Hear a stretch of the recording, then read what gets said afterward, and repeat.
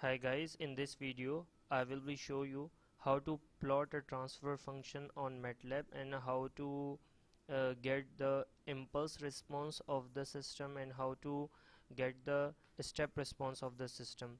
Okay, so if you are new on my channel, first you have to subscribe my channel, please. Thank you. So let's start it. First you have to write all these three commands which I have already written over here, and then you have to write your transfer function what maybe you have. So here I have this transfer function, so I am defining this transfer function. What command tell us? So this is h equals to transfer function of, so first bracket shows the zeros values, okay, and then these second bracket shows the poles values, okay.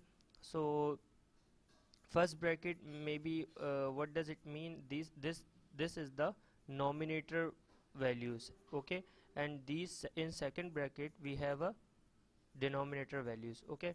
And now you have to write this command subplot two two rows and the one column and first plot, okay. And if you want to check the step response, then you have to write this command step of h, okay. So it means that they will give us the step response of the given system. And now you have to again plot subplot two rows one columns and the second plot, and then you have to write here impulse of h.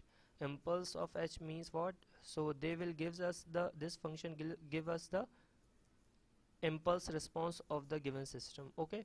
So now you have to write the command hold on and grid on, okay, simple. Now you have to time to run this program. So let's see what's the response of the given system.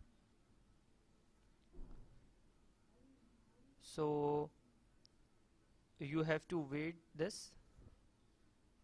So this is the response of the given system which you are seeing on my screen, okay. So thank you so much for watching this video.